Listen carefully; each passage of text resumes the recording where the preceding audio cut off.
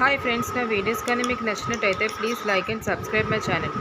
ఈరోజు నిండు నూరేళ్ల సావాసం సీరియల్లోని చిత్ర రూపంలో ఉన్న అరుంధతి భాగ్యని కరెంట్ షాక్ నుంచి కాపాడుతుంది.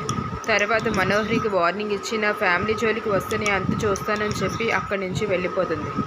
ఇక్కడ చూస్తే రాథోడ్ వచ్చి చెప్తాడు, రణ్వీర్ మీరు చెప్పిన దానికి నమ్మట్లేదు, ఎలా అయినా సరే అంజలి తన కూతురే అని ప్రూవ్ చేయడానికి అన్ని ఆధారాలు ఎదుగుతున్నాడు సార్ అని చెప్తాడు.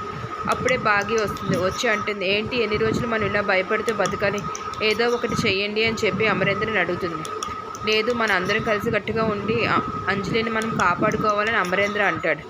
అప్పుడు అమరేంద్ర రాథోడ్తో చెప్తాడు, రణ్వీర్ ఫోన్ ట్యాప్ చెయ్యి, వాళ్ళ ఆవిడ రణ్వీర్తో కాంటాక్ట్లో ఉంటే వాళ్ళిద్దరూ మాట్లాడుకుంటూ ఉంటారు, అప్పుడు మనకు తెలుస్తుంది వాళ్ళ మోటివ్ ఏంటో అని చెప్పి. అప్పుడు రణ్వీర్ ఫోన్ని ట్యాప్ చేయడం మొదలు పెడతాడు అమరేంద్ర ఒక మనిషి చేత. అప్పుడే అంజలి అమరేంద్రకి చెప్తుంది, రణ్వీర్ అంకుల్ని పిలవమని చెప్పి.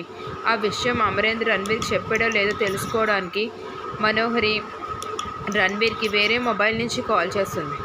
ఆ మొబైల్ ఆన్ అవ్వడంతో అమరేంద్రకి ఆ ఫోన్ ట్యాప్ చేసే అతను చెప్తాడు, మీకు 10 సెకండ్స్లో ఇప్పుడు మనకు తెలిసిపోతుంది రణ్వీర్ వైఫ్ ఎక్కడుందో అని చెప్పి.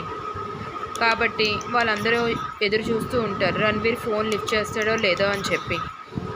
ఇక్కడ మనోహరికి ఈ విషయం అంతా తెలియదు కాబట్టి రణ్వీర్కి కాల్ చేస్తుంది. రణ్వీర్ కాల్ చేసి అడుగుదామనుకుంటుంది అంజలి గురించి అమరేంద్ర చెప్పాడో లేదో అని చెప్పి.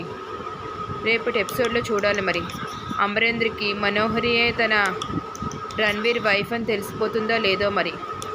ఇక్కడ అంజలి కూడా రణ్వీర్ వాళ్ళ కూతురని వాళ్ళకి తెలుస్తుందో లేదో కూడా చూడాలి.